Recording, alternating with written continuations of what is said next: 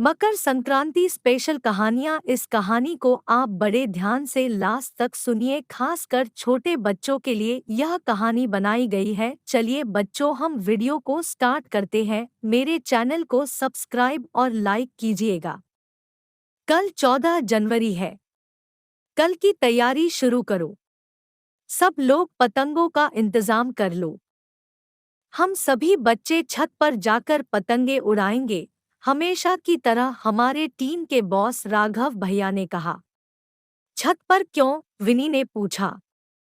हम बड़े मैदान जाकर क्यों नहीं पतंगे उड़ाएंगे? विनी, बड़े मैदान में हवा उतनी तेज नहीं आती है।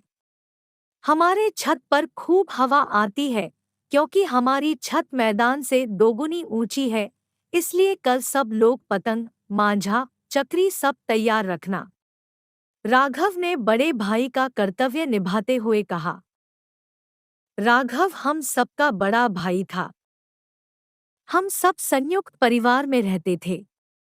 गांव में हमारे दादाजी का काफी बड़ा मकान था। नीचे काफी बड़ा अहाता था। इसमें एक तरफ गाय बैले बंधी होती थी, दूसरी तरफ बड़ा सा आंगन था। उससे लगे हुए 2 तलों का घर था, जिसकी छत पर हम सबके पतंग उड़ाने का प्रोग्राम बना था। पहले 14 जनवरी को ही तिल संक्रांति मनाया जाता था। दूसरे दिन तिल संक्रांति का दिन था। घर में दादी ने स्नान के बाद पूजा करने को कहा। आज के दिन खिचड़ी बनती है। गुड़ और तिल के लड्डू, गजक और पेड़े मिलते हैं। नीचे बड़े आंगन में खिचड़ी बन रही थी। वहीं चूल्हे में शकरकंदी और आलू भुन रहा था। नाश्ते के बाद हम सभी बच्चे ऊपर छत पर पतंग उड़ाने पहुंचे। आसमान में रंग बिरंगे पतंगे उड़ रहे थे। राघव भैया ने सबको काम बांट दिया। विनी, इन पतंगों को लूटना है कैसे भी। बस तू माझा संभाल। और चक्री, अनु, तुम पकड़ो। मैं पतंगों को ठीक करता हूँ। थोड़ी देर तक आसमान में पतंग को सीधा कर आसमान में उड़ाने में समय लगा। उसके बाद एक एक कर राघव भैया ने पतंग काटना शुरू कर दिया। एक एक पतंग कटती और हम सबके चेहरे पर मुस्कुराहट फैलती जाती। हम सब बच्चे जोर शोर से चिल्लाते। राघव भैया के चेहरे पर विजय की मुस्कुराहट फैलती जा रही थी। आखिर वह हमारे कमांडर जो थे। पतंग उड़ाते हुए अचानक राघव भैया की नज़र पीछे दीवार पर पड़ी, तब वह जोर से चिल्ला उठे। आसेस!